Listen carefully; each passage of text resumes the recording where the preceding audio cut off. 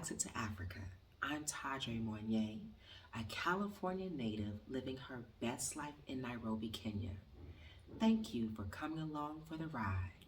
I hope that you are informed, entertained, and inspired to Blaxit to Africa. This episode is entitled A Hard Head Makes for a Soft Behind. I realize that a lot of my listeners, subscribers, and followers are not African American, so you may not have heard that idiom before. Essentially, it means that if you're stubborn, if you continue to do things your way without taking into account reality, you'll get your ass whooped. You'll get spanked. You're going to get beat up by life. Your behind will be so soft by the time life is done with you. Forgive my fake ass Nigerian accent. Yeah, that's been me. That's been me. When it comes to hiring fundis in Kenya. But we're gonna get to that. This episode is really just giving you an update as to what's been going on in my life, what Blaxiting has really been like for the past few months. And we're in a new year, we're in 2023, we're doing things differently. I've had a lot of revelations. It's been amazing. I've been sitting still, I've been absorbing, I've been learning. This year is definitely about Tyre sewing into herself. I've taken a variety of classes and it's just February 17th. Okay, but let me back up. First off, I changed the name of my YouTube channel to Blaxit to Africa with the number 2. It was Beauty is Universal for years. And one of my subscribers on YouTube was like, you know what, your content is really good. It doesn't make sense that more people don't know about you, that you don't have more subscribers. Maybe if you change the title of your channel. And I ran it past my girl Brittany, who's an international influencer, Brittany in Africa. You can also check her out if you want to learn more about Blaxiting. And she was like, you know what, he's probably right. So I changed it. I changed it to Blaxit to Africa, and the numbers on the views of my videos dropped dramatically, despite having some really cool interviews, some really cool content. And I was like, you know what? People can't find me no more. Let me just change it back to Beauty is Universal, because this channel is about more than Blaxiting to Africa. Although most of the content takes place here in Africa. And as I've stated from the get-go, this is a limited series, y'all. So I don't plan on doing this forever and a day. But what I will say is that I am committed to my people. I am in love with my people, and I want us to all self-actualize. I want to see that for everybody, in particular for my people. And this is my contribution to that. For those of you who may not know, I have a background in international human rights law. Even when I try to mind my business, even when I just try to keep my mouth shut, it opens, because I'm here for the people. I'm a vessel for the people. I am Araminta's wildest dream, and I will use whatever platform I have, whatever resources I have to get us there, to get us to freedom. And although it ain't perfect here, y'all, it's so much better than the world we know in the global north, where we are otherized, where we are disenfranchised, and on and on and on. So that was the first change, right? I'm giving you guys an update of what's been going on in my world. Okay. So your girl got a new tattoo. I got a new tattoo. and I designed it myself. And these are Adinkra symbols, and they are from the Akan Kingdom in West Africa. I wanted something on my body that represented my culture, that represented my people. No shade to anybody who has, Arabic characters or Mandarin characters on their body, or what's the other thing that people do? Gaelic, all of that. But for me, I wanted something that represented my culture, represented my people. And I did look around briefly for East African symbols, but I was unable to find anything online. I told myself I was going to go down to the National Archives and see what I could find, but I didn't. I was a little lazy. So I said, let me go back to what I know, and I know these Adinkra symbols. And so let me just explain to you what all of this is. Let's see. You can see this. Oh, let me get close. For those of you who are not listening, I will explain everything. Okay, so we have here, this symbol here means God's protection. Okay, then down here on my forearm, we have love, faithfulness, and harmony. Oh my God. These hearts, this is the divinity of Mother Earth. Okay, this in here, these circles in here, greatness, charisma, leadership. Okay, yes, you see these little circles in here? And then this right here, this is endurance and resourcefulness. And it took, I would say, it took about 4 months. It took about 4 months between the design. I asked my dad if he would help me. Y'all know he's a visual artist, and he was like, he didn't say no, but he let me know he didn't want his daughter to have a tattoo. And then, seeking out a tattoo artist here in Kenya who was like, yeah, that's cool. He never came through. Had to find another tattoo artist who did come through. They spent painstaking hours just coordinating everything from my sketch to the computer, then transferring that to paper, and then transferring that to, it was a lot. And I found an artist here in Nairobi, Kenya. His name is Elegance. He's originally from TZ. He was amazing. Energy is great. Like, for him, I could tell tattooing is a spiritual experience for him. And I just feel like I got my ancestors with me. This is my compass. Should I ever forget, this is my compass. I also have 3 more on the back of my neck that I got in Uganda like 3 years ago maybe. And again, Adinkra symbols, and they symbolize love, freedom, and abundance. So I don't think I'm gonna get any more tattoos. I think your girl is done. What inspired me is I went to an event here in Nairobi called Conscious Kenya. Shout out to my girl Narissa. It's her organization, and her and Eddie. I went to their event, Conscious Kenya, and it's a wellness event. And there was a sister there who was doing henna. And it was the first time, well, I don't know. I just like the way she did it. It was on my wrist, and then it reached down onto my hand. And I was like, I really like this. And I was like, well, dang, what if I got something permanent?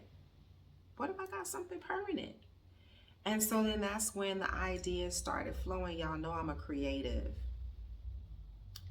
And it's deep, like it's really deep, because I feel like I'm peeling back the layers. I'll be 50 in November. And there's a lot I want to say about this. I'll do a post on my Instagram, just a visual post. But there is how we come into this world, free and hopeful and knowing what our mission is on this planet. And no sooner than we can take our first breath, we're indoctrinated with what society expects of us. Really, we're consuming that indoctrination in the womb, but definitely once we exit the womb. So we're indoctrinated in what society expects of us, and we lose our way. And I feel like all this time, perhaps for the last 15 years or so, I've been peeling back the layers and discovering who I really am and what I came here to do. So this tattoo is really a representation of that, because like most people, I was told, like, you don't mark your body. Tattoos are for wild people, crazy people, people who are not serious about life, people who don't want nothing in life. For a long time, I'm like, oh, I can't do this, I can't do that, because I may go into politics, I may be in an important position, I may marry somebody in politics.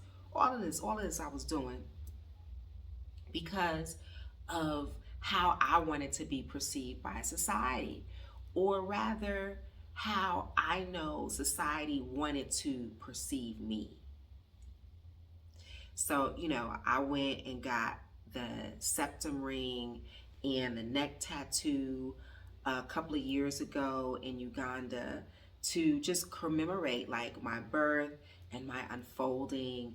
And now here we are, I'm 49, about to hit 50, baby, half a century. I'm still here. So yeah, there's that. All right, I another update. I mentioned this before in the previous episode I did about the downside of being an expat. Call me an expat, call me an immigrant. I really don't care. Whatever you feel more comfortable with. But yeah, the downside of being an expat. You out here in this world and you finding your way, and because of the newness, the pressure, all the adventures, like you grow really close to people really fast. I heard someone say this on another podcast. They talked about how you form these bonds with people in a very short period of time because they've seen you at your weakest,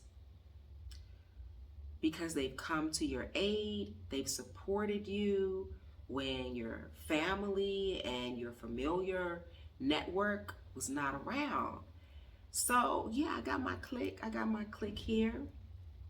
I do mix and mingle. We do have our own little African American expat group, and 3 of them have left. Okay, 2 have left and 1 is leaving. I can tell you about Brittany because y'all know Brittany. Brittany has already announced. Brittany in Africa. She's already gone back to the States. She's making her way back to Africa though. She'll be in Nigeria soon enough, but she's no longer in Kenya. Miss her. And then there's 2 other women in our circle who, one is already left, and I won't put her business out there because she's also a bit of an influencer and she has not told her followers yet. And then the 3rd one has told me, yeah, girl, I'm moving next month. I'm like, oh. She's also got a following here and abroad, and she hasn't told her followers yet, so I won't put her business out in the streets. But yeah, and it's just a part of it. It's just a part of it, and it's what you can expect when you are an adventurous spirit and you attract other adventurous spirits, and they just gone on the next adventure. And I don't blame them, because I am one for like, oh, let me just go for a visit over here, and then I like it over there, and I'll be like, I think I'll stay. Okay, y'all know I got my notes here. Please don't mind me. I'm looking at my notes so that Auntie can stay on target. Another update that has happened. Mom is in a nursing home. hmm I know a lot of people feel a lot of ways about nursing homes. Same, same. When my mom put her mom in a nursing home, I was not happy with her. Okay. Um, and then she used to make me go visit her, which I had no problem doing that, but she stopped visiting her. That was the problem. But anyway, I digress. When my great uncles put their mother, my great grandmother, in a nursing home, my grandfather stopped speaking to that side of the family, which is another reason why my family is really small, because I don't know those people. So it's a hot button topic. But what I will say is that my mom is happier and she's doing so much better. Oh my God. Um, and I'm happier too. She has a social network and they keep her active. They really like her. I love it. So for anyone who is thinking of moving to Nairobi and bringing your aging parents with you, or just not knowing what to do with your aging parents, there is a wonderful home in Karen that I was able to find. They are not on the internet. I did a lot of research. I visited quite a few places. This one I found through word of mouth, and it is operated by a Kenyan doctor who is just really, she's got a lot of degrees. We'll just say that. She's got a lot of degrees. She's been educated abroad, educated in Kenya. And for her, this is a passion project. And they treat my mom really well. And she likes it there. You know, my mama is not asking me when she's going home. She's not asking me when she can come back here. She's very well taken care of. So I feel lighter. You know, I feel lighter. I feel happier. And, you know, I send her flowers once a month. And I just took her out for lunch last weekend, take her to the movies, you know, all that good stuff. But one thing that's been really interesting for me is that people are very judgy and they look at me in a very shameful, let's just put the words together. There's like pity, there's shock, there's confusion, there's shame. Yeah, all of that is how people look at me when I take my mother out. And what I've noticed since I've been in East Africa is when you have an elderly person who is unable to get around on their own, they tend to stay in the house. They're kept in one room. This is what I've seen in Zanzibar, what I've seen in Mombasa. Yeah, they're kept in one room where they're fed, where they're bathed, where they are toileted, and where people go in to visit, but it's like they just there. And that really bumps up against my experience, my cultural experiences in the US. In fact, in the US, that would be considered abuse. And here, me taking my mom out is looked at as abuse. You can hit me in the comments. I'm going to stay on for an hour after I publish this episode on YouTube. I'm going to stay on so I can interact with you guys live. I want to know what that's about. Am I misinterpreting things? Am I right on the money? What's going on there? How do I put this? Where do I start? I've been shifting my priorities, rethinking success. Rethinking success as it relates to social media. Yeah. I first got a Facebook account when I moved to Spain, and this was before, you know, the world had smartphones and there was WhatsApp and, you know, internet calls and all that. Before, you know, was this 2009 I moved to Spain? You know, if you wanted to make an international phone call in a foreign country, you would have to find a cyber cafe. So I was like, I don't really like cyber cafes. Like, it's a lot going on in there. You know what I'm saying?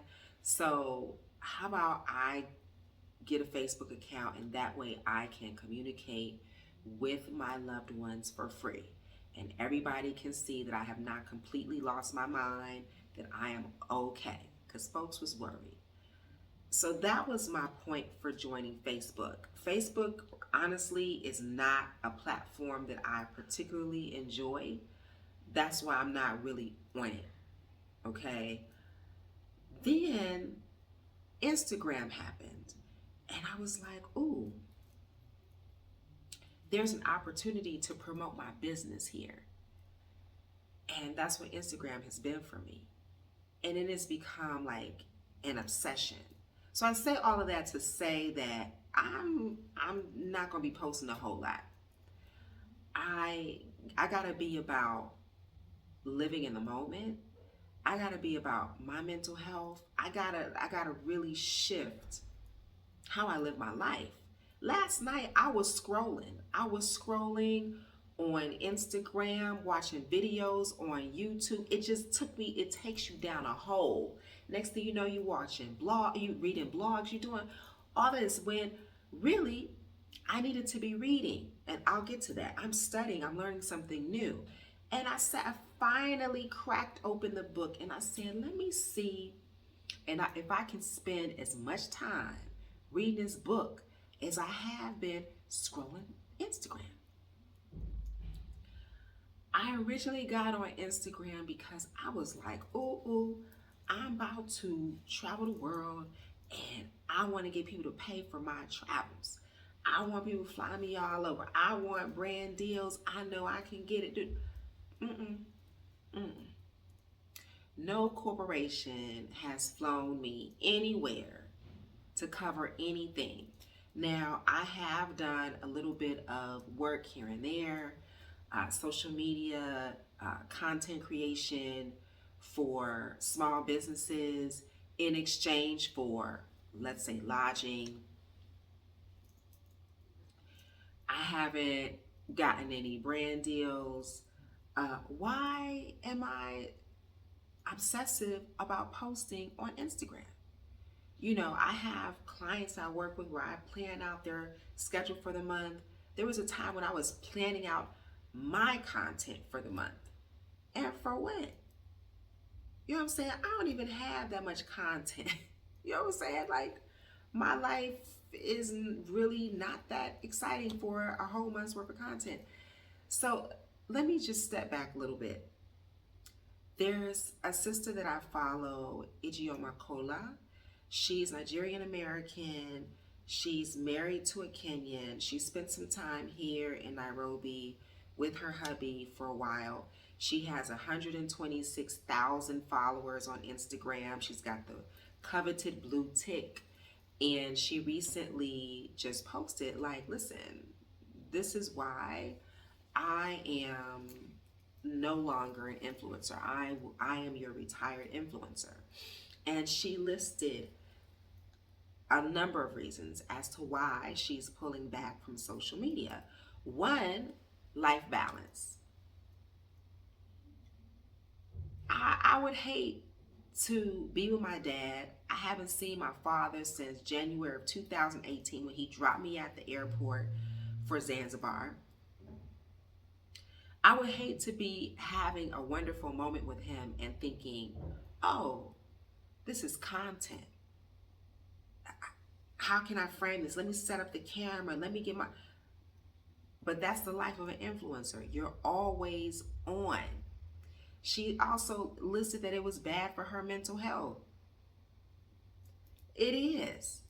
I'm posting shit and then I want to see, oh, who liked it? Oh, they didn't like it. Did they see it? What's going on? Did I it's not SEO. I missed the algorithm. What? That's too much. It's just too much. Let me go back and change that. Maybe I offended somebody. Oh, She said it was bad for her relationship with God and family. I can get that. She said the brand partnerships no longer sat well with her spirit. People suffering, especially during COVID, people suffering, people lost jobs, people lost loved ones. And yet she's being paid handsomely to sell a product. Like, bump all you going through. Don't you really want this kimono I'm wearing? You can get it. Click the link in my bio. Like, it's a lot, y'all, and we're all slaves to it. We're all slaves to it. And for what? Because ain't nobody put no money in my pockets as of yet. You know what I'm saying? And even like, I've had a couple organizations come to me and I'm like, I can't, no. That's not what I stand for. I would never wear that. So why would I tell somebody else to wear it? Like, they are testing out a project for American influencers. And I only know this because I manage a couple of other accounts. And one of my American accounts received an offer. It was like, look, they're trying to set it up like TikTok. You know, you get paid based on the amount of people that engage and, you know, interact with your content. That has yet to reach Kenya. And that's the other thing. Being an African influencer is its own thing. You know, African influencers be having gobs worth of followers and subscribers, etc. But do they have the brand deals? Are they making that type of money? Are they getting that type of attention? And I'm here in Africa. So, you know what I'm saying? So, you know, I'm in this weird space where people are like, oh, we like you, we like what you're about, but oh, we're selling a Kenyan product to people in Kenya. And some people might feel away if we use a non-Kenyan to promote this product. Then you got people in the US that's just like, yeah, but you're not here though. So that's kind of where I sit. And I'm not saying that I'm not going to be posting at all, that I'm not going to be engaging at all. But what I will say is that when I engage on the internet, it will be on my terms and it will be for fun. It won't be me chasing the bag, you know. And as influencers, that's what you do. You're always on because you're chasing the bag. But I had to really like sit with myself and think, how you want to make money? How do you really want to get the bag? I would much rather involve myself in options trading than to be always on, always recording content, you're never in the present, you're always in the future. Oh, this could be good content.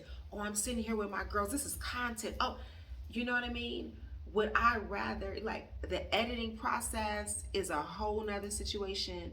So at the end of the day, what I've decided is that I would much rather get my money on the humble in quietude than to just be out in these streets chasing the bag, hoping that some corporation recognizes me and sees how they can use me, you know.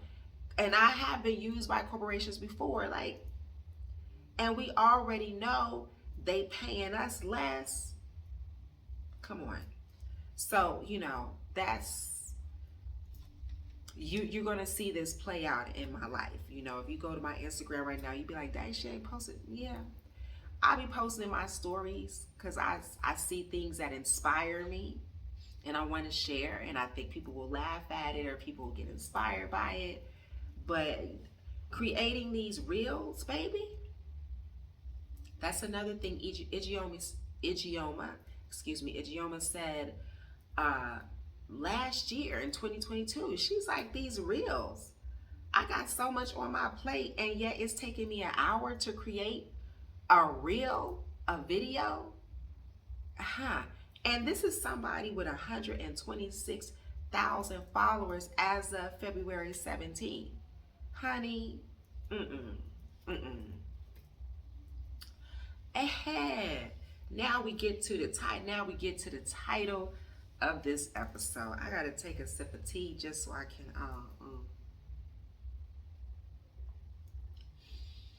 yeah. A hard head make for a soft behind. Something that our mamas and our grandmamas would say to us.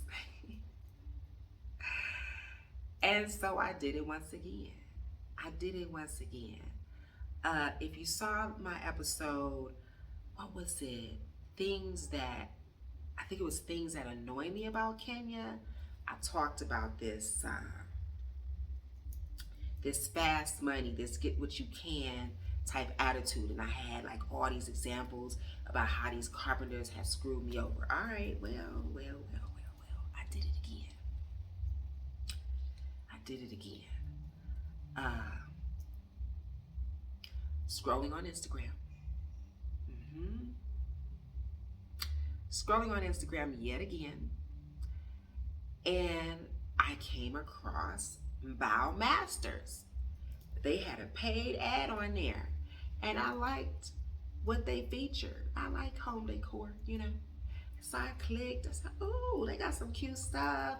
And I was like, "Oh, they actually have reputable accounts that follow them. They interact with people in the comments. Whoop-de-woo.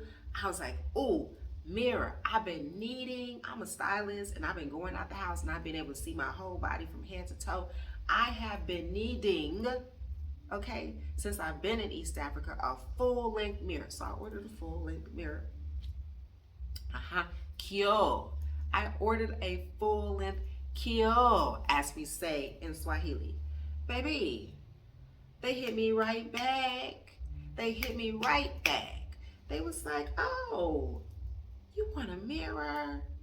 What color do you want?" They sent me a color palette. Okay? They said, "This is our pay bill number. This is how much it costs. We want a 50% deposit." Oh, I gave them all that. I gave them the exact color I wanted with the code, the color code. Okay? I gave them the deposit. Boom. When will it be ready?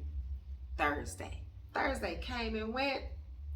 Friday, hit them up. "Oh, we ran into X, Y, and Z. We'll get it to you." Okay. All right. Another week go by. I said, "Hello. This is Tyre. I'm the one that ordered the mirror." "Oh, it's ready." It's ready. "Okay, can you send me a photo?" Never got a photo. So, they told me, send your writer. Your writer is, like they didn't even offer to deliver the thing to me. Damn. Okay, they didn't even offer to deliver the shit to me. So I paid $1,000 to have my writer, my motorcycle. A rider is like your motorcycle taxi driver. So I paid $1,000 for him to pick it up. When he brought the thing to me, I said, "That's not what I ordered." It's big. I'm gonna show it to you. It's right here. It's huge. That shit is lime green. It's lime green.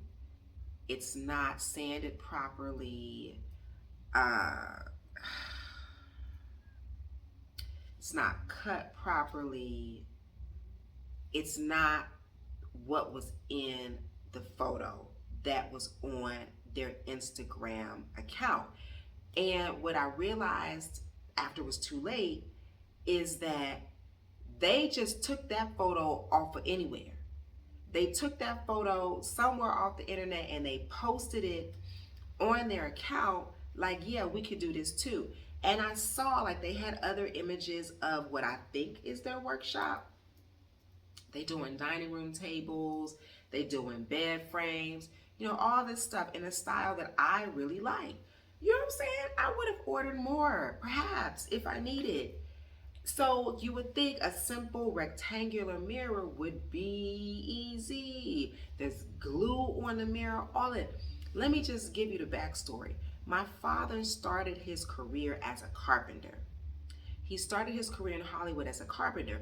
I grew up with handmade furniture, okay?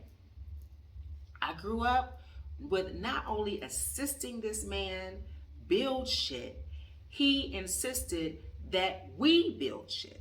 You know what I'm saying? Y'all gonna make a bookcase this weekend. Okay, so we all, me, my stepbrothers, we making bookcases this weekend. You know what I'm saying? So I know, I may not be a builder, but I know good craftsmanship when I see it, and I know shitty craftsmanship when I see it.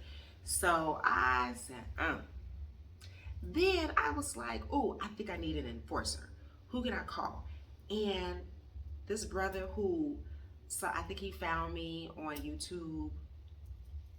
We went out on one date. It wasn't a match. But I lie. No, I ordered a mattress and he delivered. And he's like, listen, I do all these other things, but I always forget about him until it's too late. Okay, yeah, and we did go out on, one date. It wasn't a match. Anyway, but I was like, oh, okay. He could, go and contact these carpenters, these fundies, and just, get them in order or whatever. And, he hit me back. He was like, I think you like being independent. I think you like these bad experiences, isn't it? I was like, oh, not isn't it? Really? And he's right. He's so right. There's something about me that must like being disappointed. There's something about me that must just like, listen, from now on, I acknowledge I am no longer in Kansas. It's just a reference to the Wiz, okay? The Wizard of Oz. We are no longer in Kansas, Toto. I can't just get up and go out into the world and make purchases and service agreements. I need middlemen sometimes. So I'm going to utilize the people in my sphere to get what the fuck I want.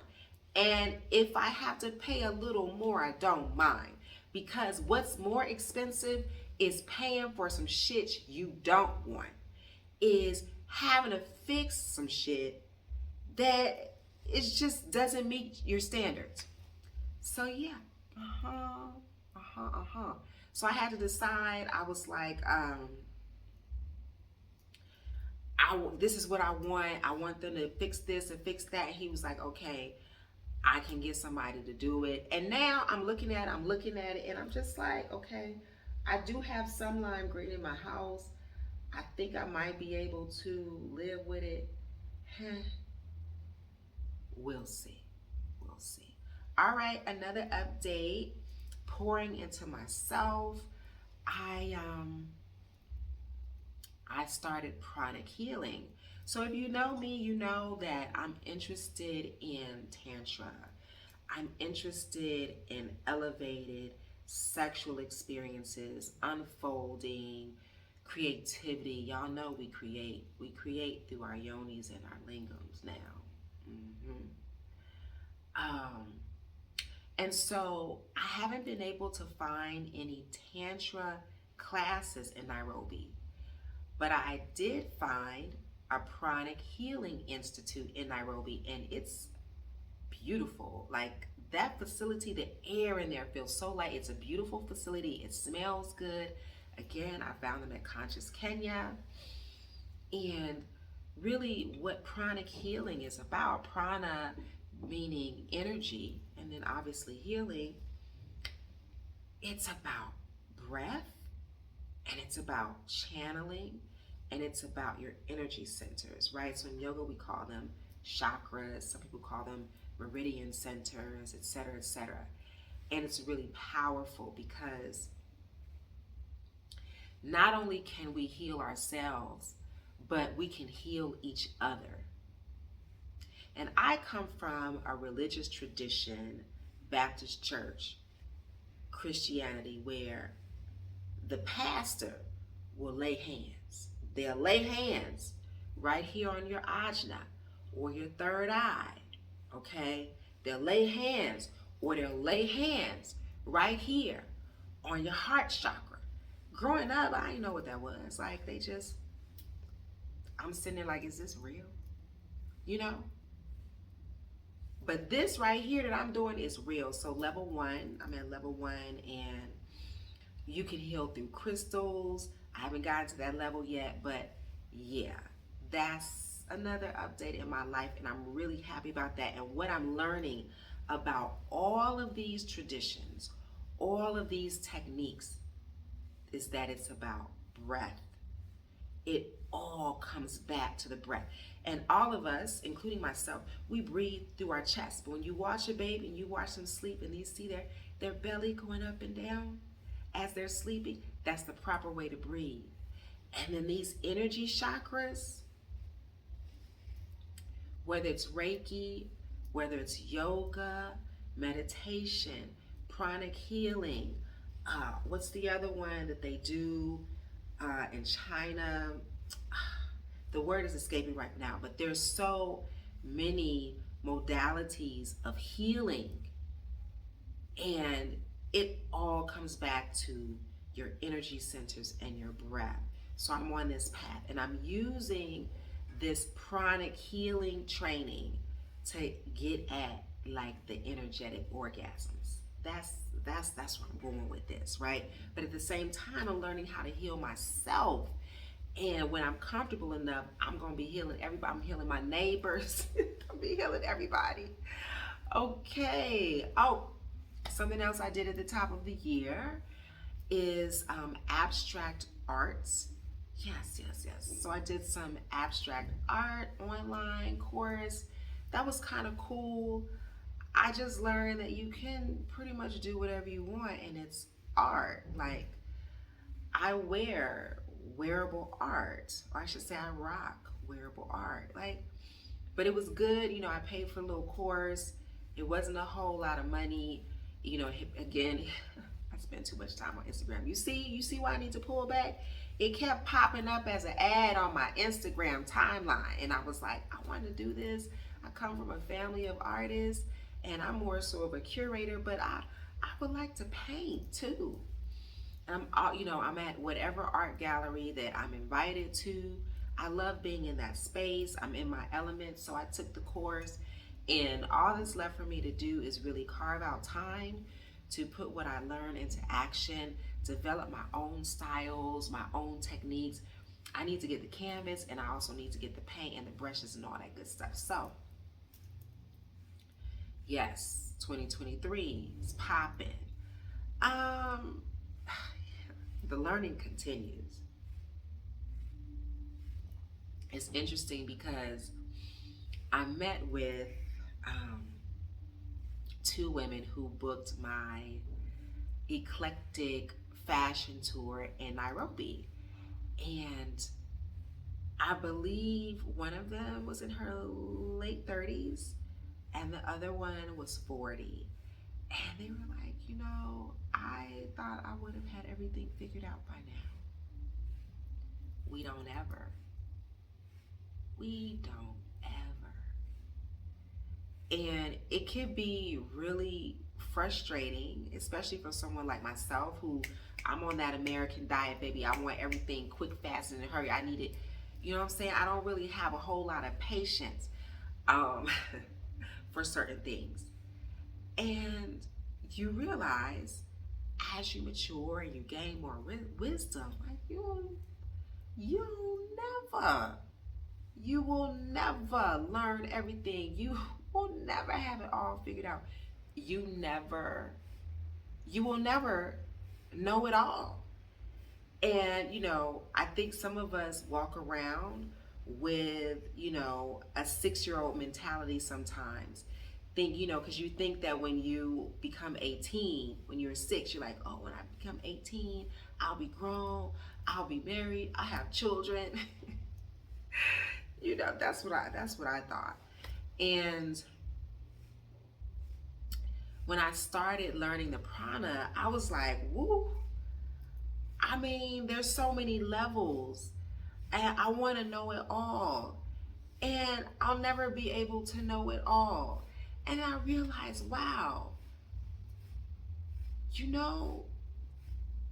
I could be a researcher and just focus on one minute aspect of a thing for my entire life, and never know all there is to know about that thing. So I will continue to learn as long as I am breathing.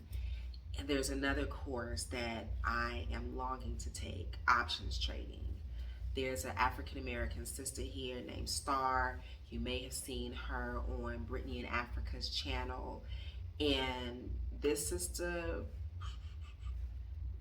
tap, tap, tap, tap on the phone, boom, $500, few $1,000s. Like, listen, it ain't easy, okay?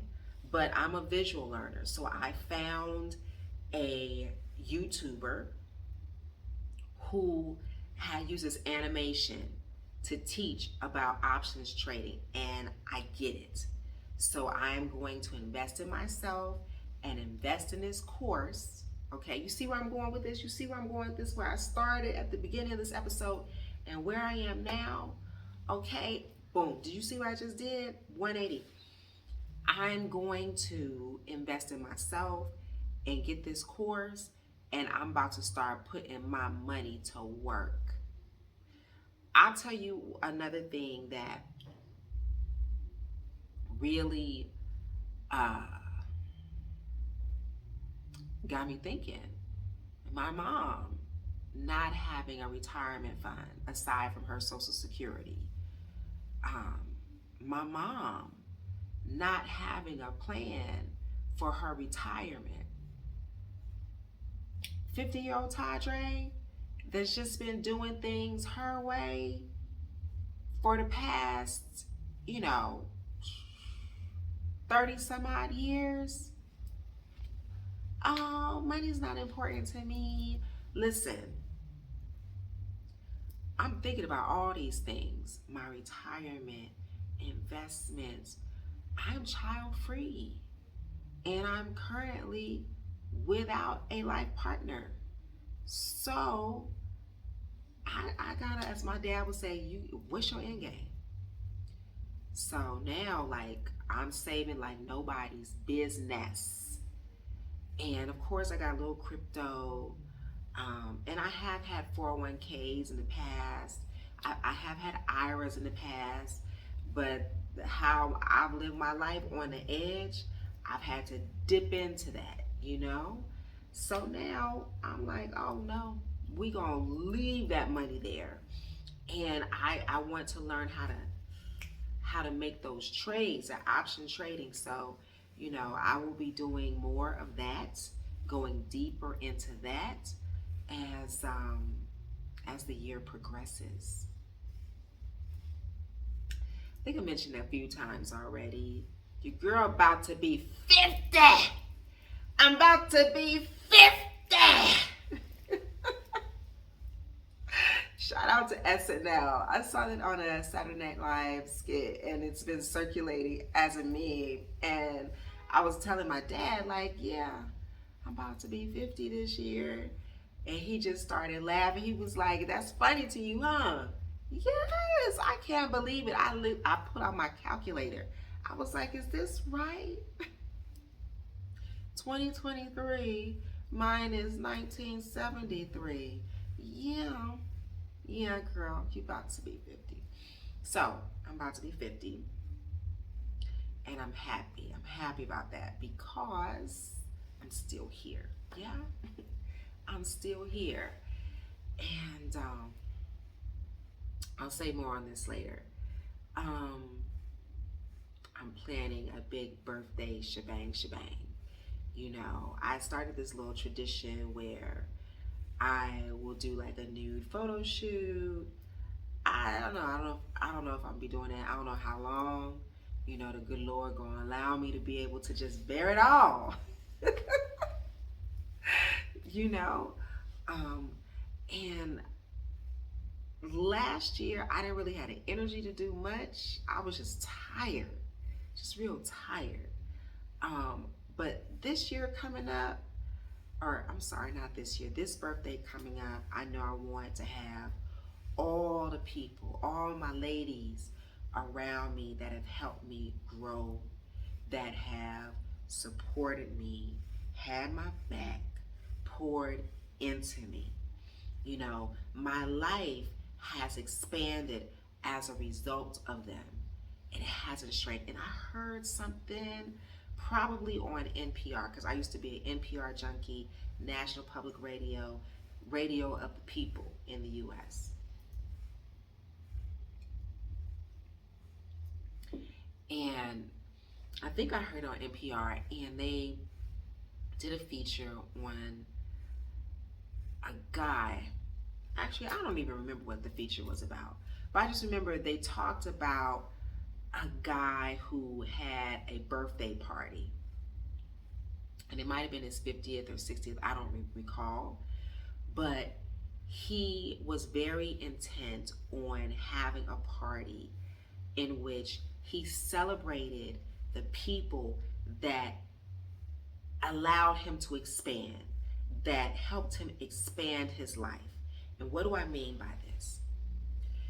In this story, they talked about how when people reach a certain age, their lives shrink.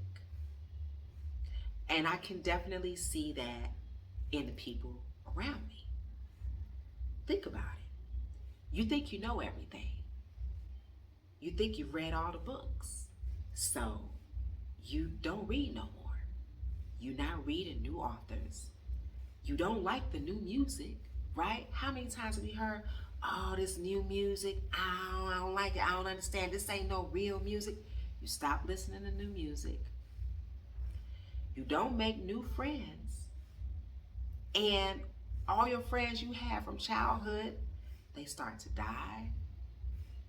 Your parents die, your grandparents die, your cousins. Listen, life is shrinking for you. And then I saw this little episode on YouTube, and it was like advice from people ages 4 to 80, something like that. And something that I recall from the 80-year-old woman, she said, make new friends because your old friends are going to die.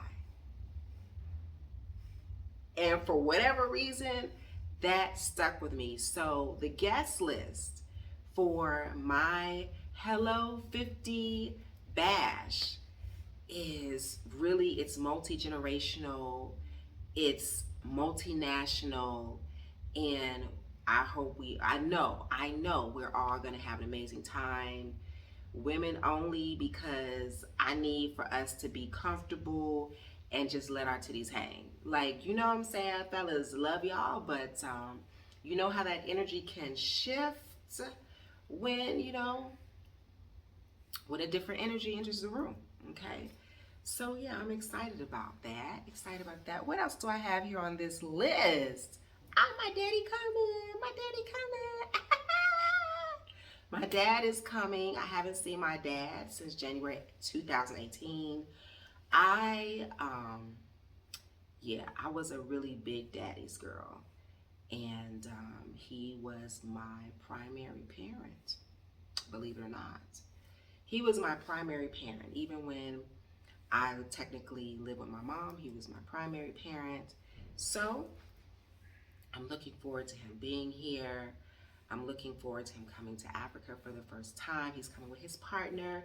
They got their stuff all planned out. So I will be tagging along with them. And I'm also going to try to get him to buy some property, like just on, I've already been overt about it. Now I just want him to see the beauty. Just go, Daddy, go ahead, buy some beachfront property and leave it to your daughter. Leave it to your firstborn. So I'm looking forward to that. And speaking about being blessed to still be here, and speaking about, just life, I lost a sister, a sorority sister. And I know that a lot of my listeners, followers are not American, so I'll just break that down for you. Sororities and fraternities is Greek life. In brief, they are academic / social organizations that exist at the university level. There's a process of joining. It's a sisterhood.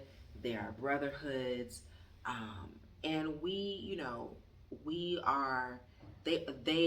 They are designed. I'll just speak for the African American frats and sororities.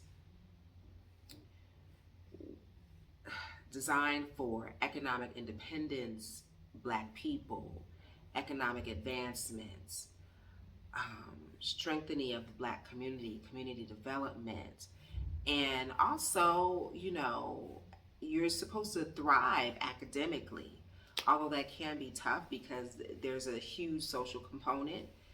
And when you are going through this process of becoming Greek, becoming a Delta, a SG Rho, Omega Psi Phi, aka all of those, there are things that go down that bond you. I didn't get an opportunity to spend a lot of time bonding with my sorors. However, my girl Alicia, she and I was close. I got some stories that I can't share, but she transitioned a couple of weeks ago, and I find that the older I get, the more sentimental I get. She never smoked. She never smoked a cigarette like a day in her life, and she died of lung cancer. It spread throughout her body into her brain, and she leaves behind two little girls, and a hubby. And I hope that one day, they come to visit. I hope that one day they come to visit their wild bohemian auntie in Africa. And it's been tough for all of us. So when I say that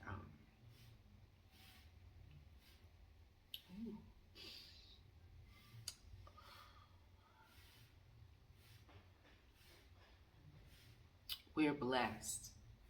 We're blessed to be here. Yeah. I mean it.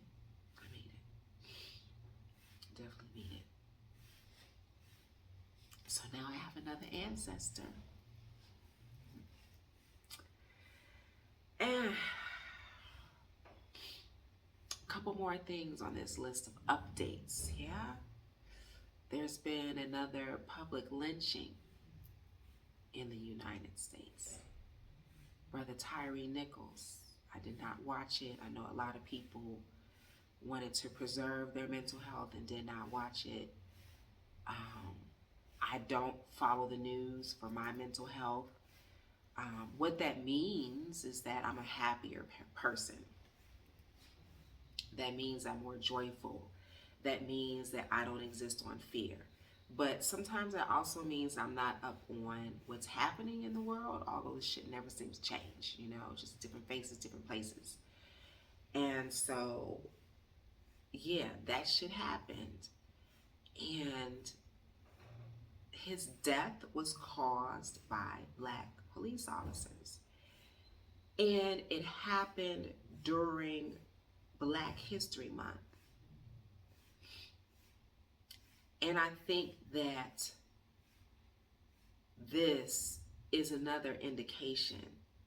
The timing, the players, is just another indication that we need to work on ourselves. We got a long way to go. And we've been fighting the power for as long as I can remember. From the moment we landed in the Americas, we've been fighting. No, you're not going to learn this in school. But that's the reason why all these laws are in place, right? To thwart and mitigate the rebellions. We've been fighting the power for hundreds of years. Now, it's time to fight that lives within.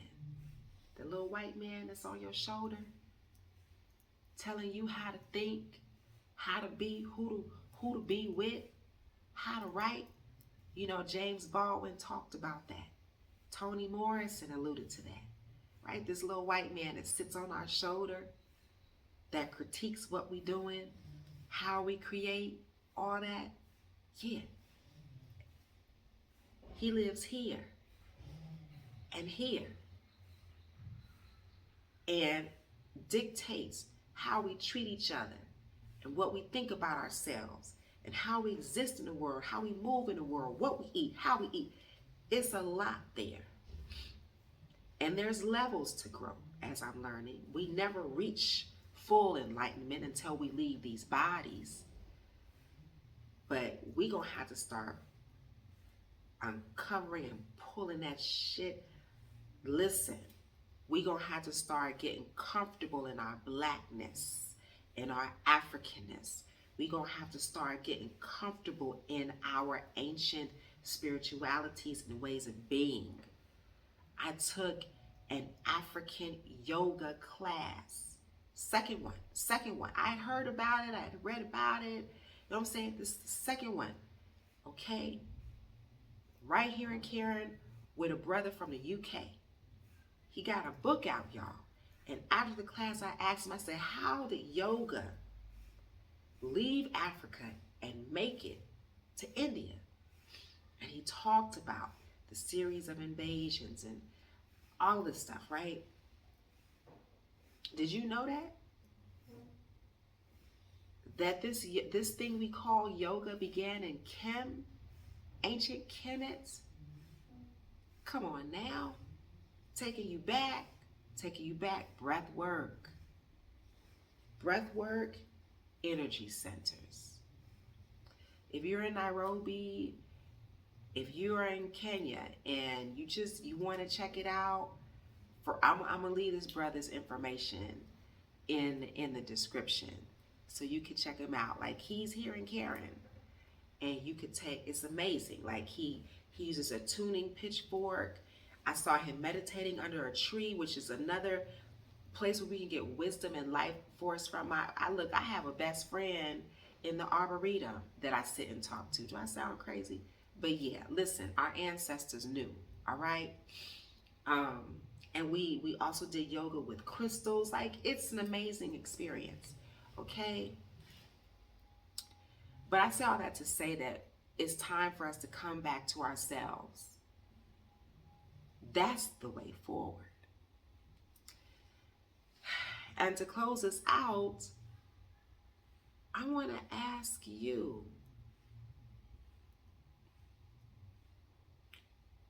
what is important to you? I'm going to ask again.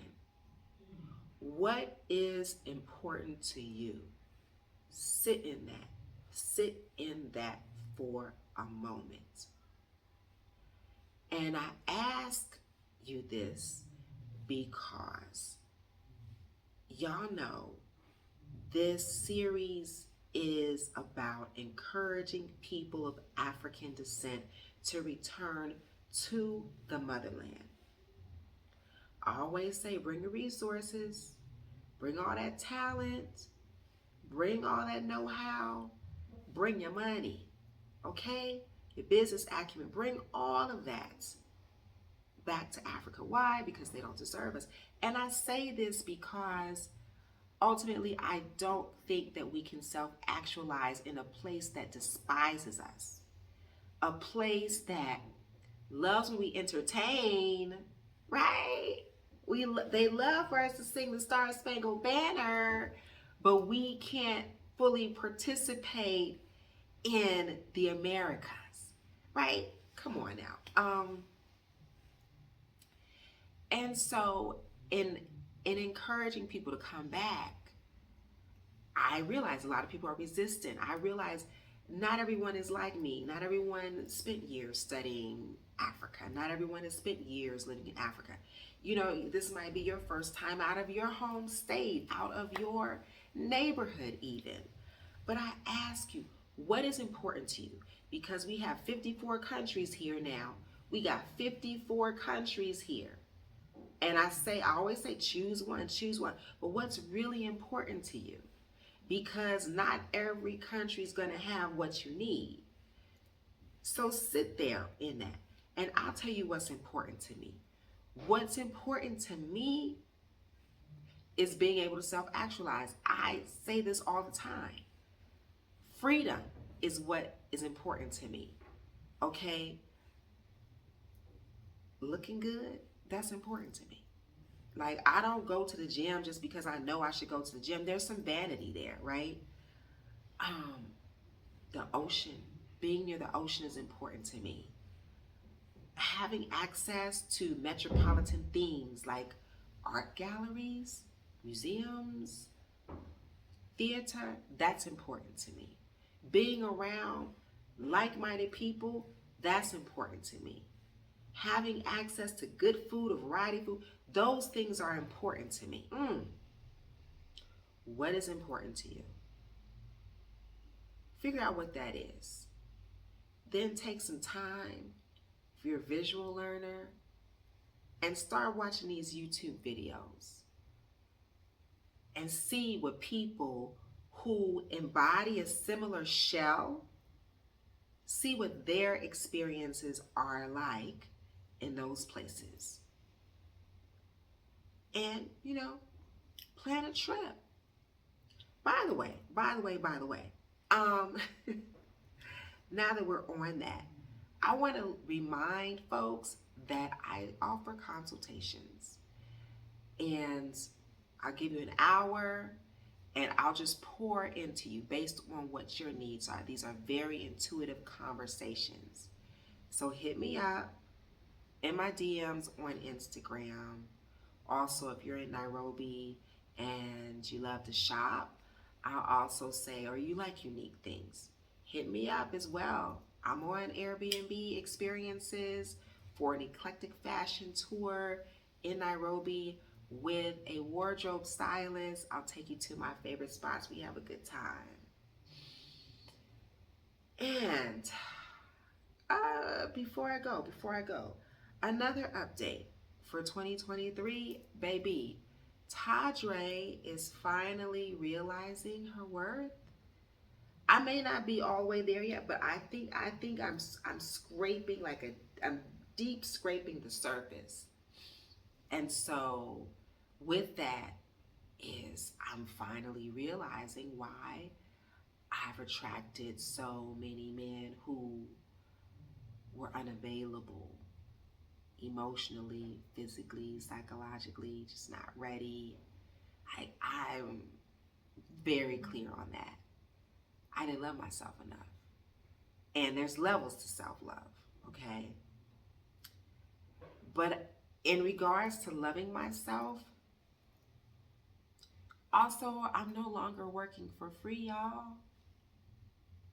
Even though I love you, even though we go way, way, way, way, way back, I'm no longer working for free. And yeah, that's the episode. A hard head make for a soft behind. Okay? So here's to the behind, lifting and tightening. Thank you for joining me on this episode of Blaxit to Africa. May you thrive. May you be inspired. May you move with love and intention. Until next time.